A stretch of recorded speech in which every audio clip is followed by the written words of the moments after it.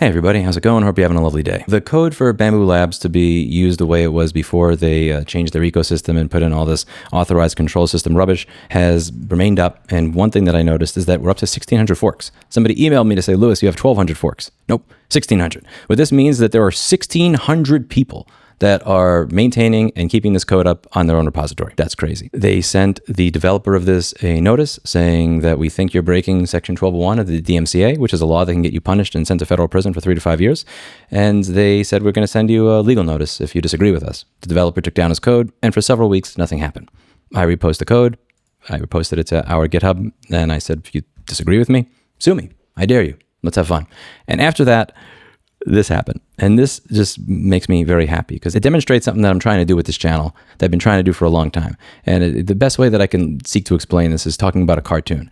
There's this one episode of Superman the Animated Series. I genuinely believe this is the golden era of all cartoons. Mid-90s, kind of ended when Batman Beyond was canceled in 2001. It was totally gone and destroyed when the Justice League Unlimited ended around 2004 or 2005. After that, I just couldn't watch cartoons anymore. But this one cartoon, there's an episode where Darkseid is trying to take over Earth. He is a villain. He's much more powerful than Superman. And more importantly, he's also voiced by Michael Ironside, which is literally the best villain voice of all time. He makes a cameo in the movie The Machinist, and there's a short 45 seconds where he's talking about all the benefits of this Cadillac that he has. So you get to hear somebody who's essentially a cartoon supervillain that you were used to hearing as a kid be a commercial for a Cadillac. If any of you have not seen The Machinist, but you've seen Superman the Animated Series, please do watch that. Just watch. If you don't watch the entire movie, just watch the part where he's talking about his car.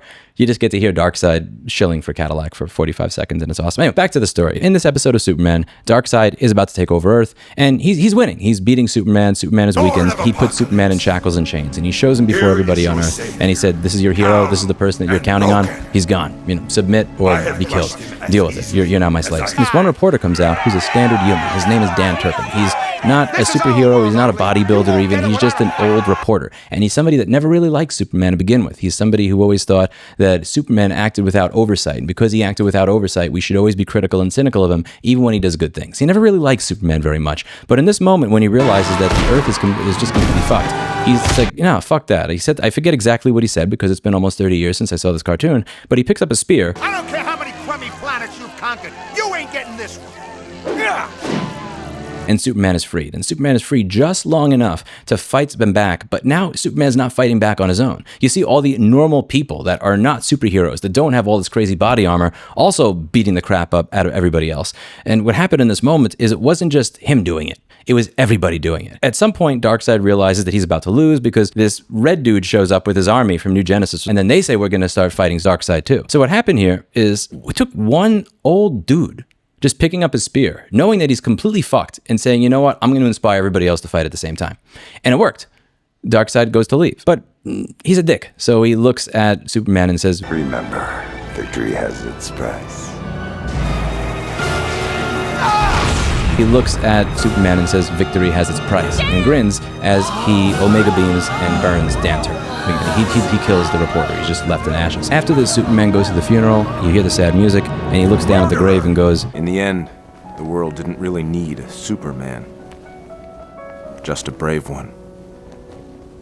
What was the point he was making there? When people see that you're pushing forward and fighting, even when you may not really have a clue what you're doing, when they see that you're picking up the spear, they can be willing to as well. And when everybody does that, the bully loses. 1,600 of you decided to pick up a spear. That's awesome. And I want you to understand that the world doesn't need an influencer. The world needs people like you. That's what I've always wanted to inspire with this channel. This isn't just the Section 1201 of the DMCA case. There's also a serious AGPL licensing issue. We've talked to a few different people at a few different organizations that handle stuff like this. One of them is the Software Freedom Conservancy. Their entire thing is when they see a company breaking the terms of a free software license, something like AGPL. The entire concept behind AGPL is, I'm going to make this software for free. Anybody can use the software, redistribute the software. And if you want to use my software in your software, you can do that. But you got to make your software available for free as well. Many companies, again, like to do the whole rules for thee, but not for me thing. And that's the problem that you run into with these companies. And usually there's not somebody to fight back. And I know my comments are going to blow up for saying this in some community, but whatever. Which of these groups of people, on average, I'm not saying all, on average, are the type of people that are excited to bring legal cases against others and show up in courtrooms, boardrooms, legal depositions, everything else? Usually the companies with hundreds of millions in sales making cloud software, not the people making open source software for the fuck of it in their bedroom. And because of this, these laws don't get enforced. And as I've mentioned in this video on California's false advertising law, at the end of the day, you can have some of the most pro-ownership laws in the books. If there's no willingness or desire to enforce them, they're meaningless. And one of the great things about the Software Freedom Conservancy is this is their work. That's what they do. They exist to enforce these laws when they are broken, even if the people who wrote the original code are just not excited to get up and go to court for weeks to years for no reason. They need help from people like you. They need attention from people like you. They can use donations from people like you. And above all, they can use the acknowledgement and recognition from people like you. So if you want to see them take on this case, contact them. Let them know how you're open to helping. This is what they do, whether you're talking about John Deere or companies like Vizio that will use AGPL software and then create TVs that just spy on you and make hundreds of millions of dollars spying on people, almost at this point more money than they actually make off of the damn sales of the television. And when this case is covered in the news, here's another thing you can do. Is I've talked about this a lot in this video. A lot of you have wanted to give money to me or to others, and sometimes it's not even about the money. It's about the point. There's 2.5 million people that watch this channel. When you fork this code, you're sending a signal to people that says that this is something that actually matters. There are people that stand behind this. There are people that care about it. It makes it obvious that it's a case worth fighting for. When you're dealing with a news article that's going over something that Bambu said that's very obviously bullshit, and there's 20,000 comments pointing it out, that helps. When you start talking about this from the standpoint of the law that's, in my opinion, the origin, the original sin, the root of all evil when it comes to anti-ownership practices, these companies, Section 12.1 of the DMCA, you're helping us actually fix this shit. You're helping create the environment that is necessary for me to actually be able to speak to legislators, regulators, and get something done. Keep doing that. Remember, just like what Superman said at the end of that episode, the world doesn't need a Superman, just a brave one.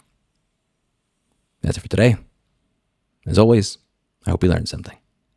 Be the brave man or woman. Or kitty, if Mr. Clinton is watching this. I'll see you in the next one. Bye now.